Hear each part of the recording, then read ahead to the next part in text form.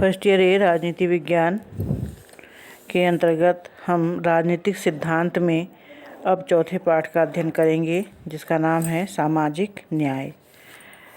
बच्चों, ये भी उसी कॉपी में करनी है जिसमें आपने समानता, स्वतंत्रता और राजनीतिक सिद्धांत एक परिचय का काम किया है। पहले हम इसकी भूमिका के बारे में अध्ययन करेंगे। सामाजिक न्याय की बातें प्राचीन भारतीय समाज में न्याय धर्म के साथ जुड़ा हुआ था। मतलब प्राचीन काल में जो आज जिससे हम न्यायालय में या कोर्ट की बात करते हैं, तो प्राचीन काल में इन सब का संबंध जो है न्याय से होता था, और जिसका संबंध जो है सीधा धर्म से माना जाता था। धर्म या न्यायिक सामाजिक व्यवस्था बनाए रखना राजा का प्राथमिक कर्तव्य होता था। तो पहले सरकार होती रही थी, कौन होते थे? राजा होते थे, शासक होते थे। तो वो लोग इन सब कार्यों को किया करते थे। सामाजिक न्याय की बातों को यह सुनिश्चित करना होता है कि कानून और नीतियाँ सभी व्यक्तियों पर एक समान रूप से निष्पक्ष रूप से लागू हों। न्याय पूर्ण रूप से समाज के लोगों के लिए न्यूनतम बुनियादी स्थितियाँ अवश्य उपलब्ध करानी चाहिए।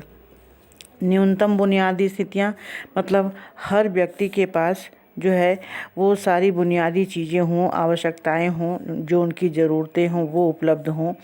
जैसे भोजन, आवास, वस्त्र, ये बुनियादी चीज़ें मानी जाती हैं, जिसमें वह स्वस्थ और सुरक्षित जीवन जीने के लिए सक्षम हो। क्योंकि जब व्यक्ति के पास बुनियादी चीज़ें होती हैं तभी वह सुरक्षित और स्वस्थ जीवन जीने में सक्षम भी होता है।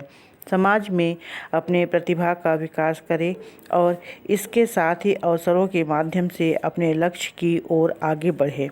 क्योंकि अभाव में व्यक्ति जो है आगे नहीं बढ़ सकता है। जब तक वह संपन्न नहीं होता है तब तक वो आगे बढ़ने का प्रयास नहीं कर सकता।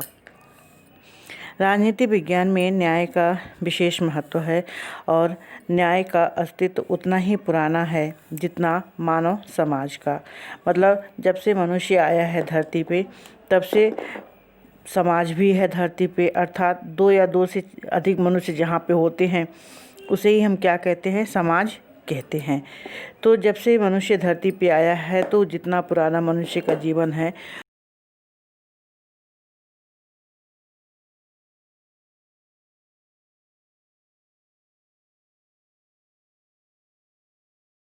अध्ययन इस अध्याय में हम करेंगे।